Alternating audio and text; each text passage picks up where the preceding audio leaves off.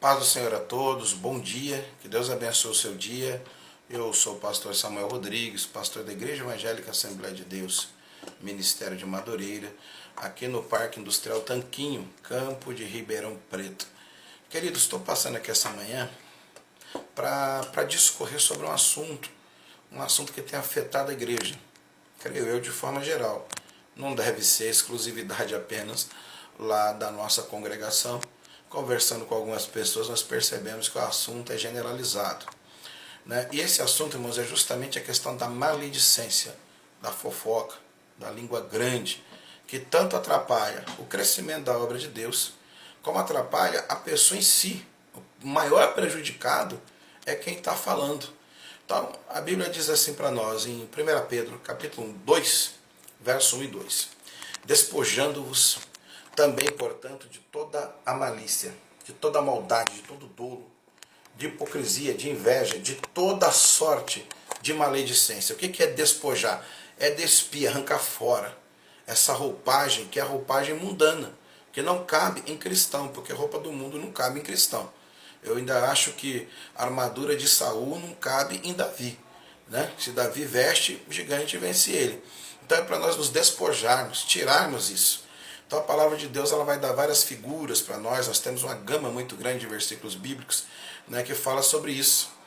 Por exemplo, em Colossenses 3, verso 8, é engraçado que quem mais fala sobre isso no Novo Testamento é Paulo, né, justamente porque Paulo foi um líder, fundador de várias igrejas, preocupou-se em doutrinar várias igrejas, e esse assunto já era um assunto que causava danos já naquela época, há quase 2000 anos atrás.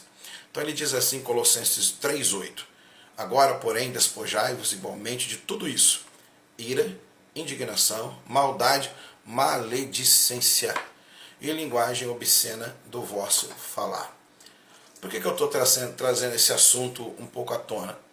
Conversando com o casal lá na igreja, nós temos algumas pessoas que estão chegando, aceitando a Jesus, outras que estão indo morar lá no bairro, vinda de outras igrejas, e elas falaram para mim que já no seu segundo dia de culto, né, um obreiro aí da igreja, obreira, né, fica aí no aberto.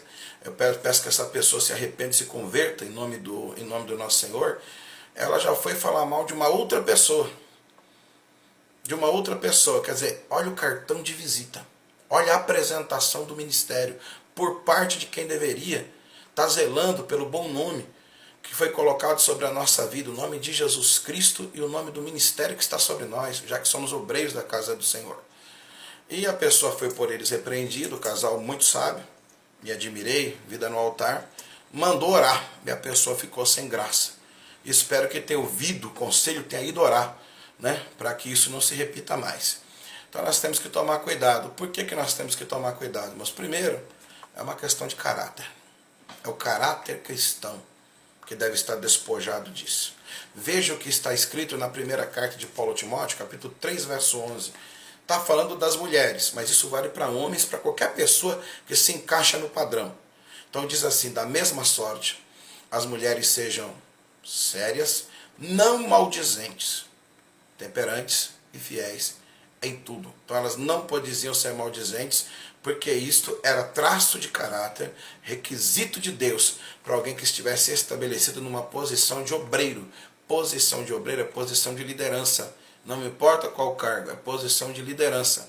E eu diria que a nossa maior posição não é nem a de obreiro, é como crente, como pessoa salva na pessoa de Jesus Cristo. Então esse deve ser o nosso grande posicionamento, né?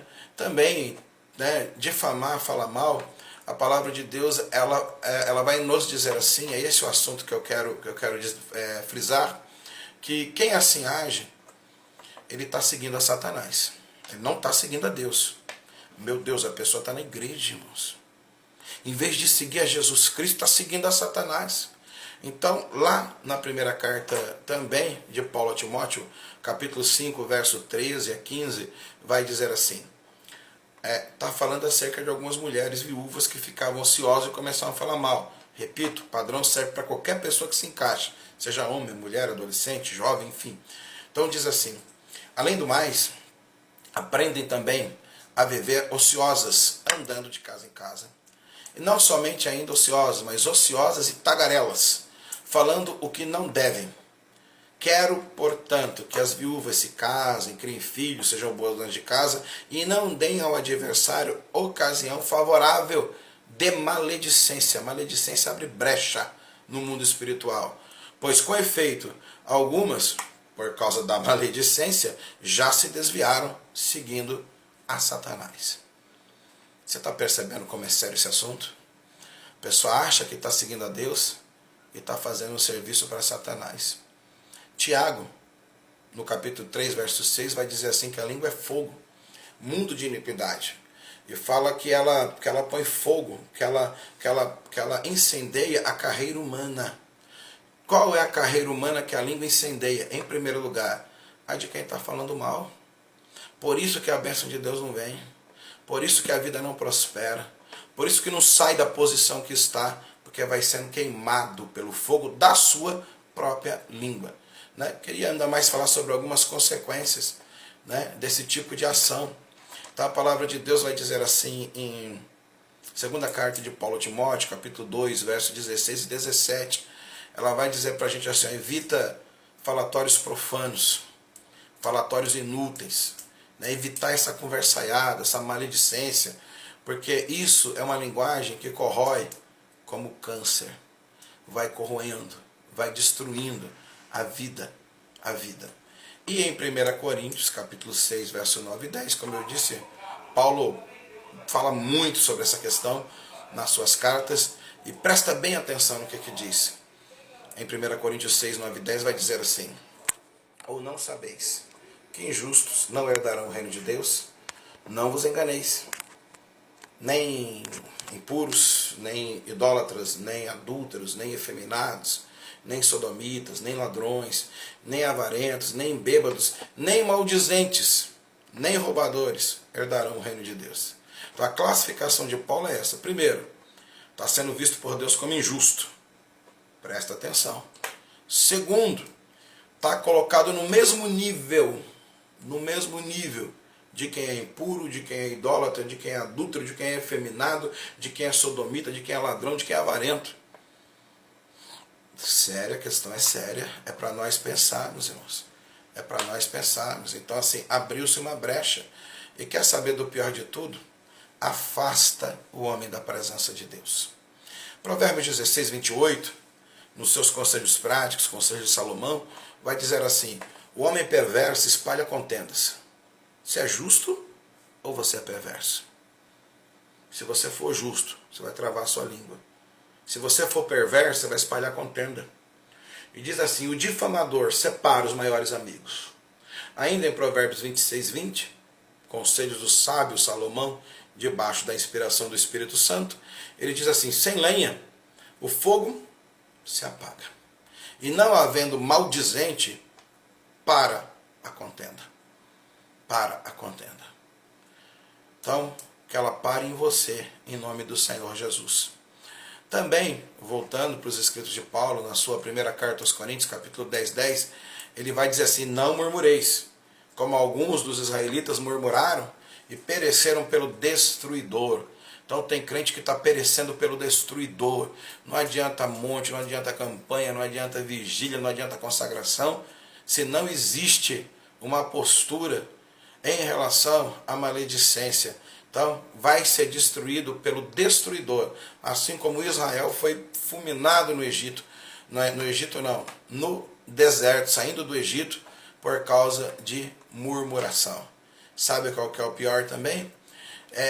A pessoa que faz assim, ela acaba sendo privada da presença de Deus. Por isso que não consegue sentir, por isso que não consegue ver, por isso que é só lamentação. Então, no Salmo 15, verso 1, e do verso 1 a 3, fala assim: Senhor, quem subirá ao tabernáculo? Quem permanecerá no lugar santo? E a palavra de Deus vai dizer assim: o que vive em integridade, que pratica a justiça, que é puro de coração, que fala a verdade, que não difama com a sua língua. Talvez você esteja vendo aí uma versão Almeida, estou lendo uma versão que é mais moderna, mas a versão Almeida vai dizer assim: aquele que é limpo de mão, que é puro de coração, né? E que não fala com vaidade. né? E que não faz mal ao próximo, nem lança injúria contra o seu vizinho. Então a Bíblia fala que esse pode subir no tabernáculo e pode permanecer na presença do Senhor. Então, de fato, o que faz a maledicência? A maledicência priva, corta a pessoa da presença real. Não estou falando da emoção, porque a emoção engana. Estou falando da presença real de Jesus Cristo na sua vida, né? Então a Bíblia fala assim ainda em 1 Timóteo 6,20, para nós evitarmos falatórios, né? Falatórios profanos, de homens que falam falsamente. Mas eu queria encerrar, né? Até porque isso aqui é um vídeo, né? Estou falando quase 10 minutos. Mas eu queria dizer para você, cristão em Jesus Cristo, para você que leva o Evangelho a sério, para você que sabe que para Jesus operar, tem que haver mudança de vida.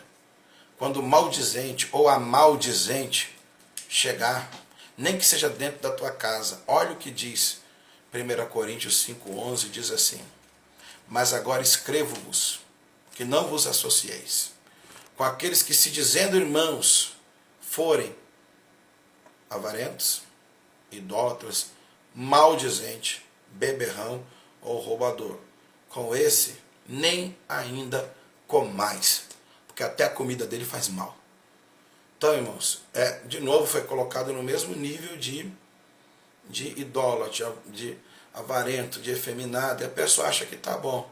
Então, para você que quer manter sua vida aí equilibrada, siga a primeira carta de Paulo aos Coríntios, capítulo 5, verso 11, se afasta, não se associa, para que você não seja aí, não caia nenhum respingo, né, espiritual contra a sua vida, né? E não vale, porque esses dias eu ouvi uma pessoa falando assim: não, mas Jesus me perdoa, nenhuma condenação há para os que estão em Cristo Jesus. Romanos 8, verso 1, verdade. Nenhuma condenação há para os que estão em Cristo Jesus, que não andam segundo a carne, mas andam segundo o Espírito. Que Deus te abençoe. Então vamos lutar e nós vamos vencer e vamos ver a obra de Deus crescer. O maldizente, talvez, como ele está sendo usado por Satanás, ele sempre exista no nosso meio, até porque o joio vai conviver com o trigo até a volta do Senhor. Mas nós que conhecemos ao Senhor, não vamos ser coniventes, não vamos nos associar. Quero dizer para você que você está no ministério abençoado. Assembleia de Deus, Ministério de Madureira, Campo de Ribeirão Preto, sob a direção do nosso pastor presidente, Davi da Fé. É uma igreja abençoada, irmãos. Não aceite ao contrário disso. Quero dizer que os irmãos, mesmo que tenham alguns problemas que precisam ser acertados, são pessoas que estão caminhando, são pessoas que estão sendo ensinadas. Então não aceite também ao contrário disso. Disciplina existe, palavra de Deus nós temos uma presidência que nos tem honrado a cada dia aí no nosso trabalho, dentro das nossas congregações.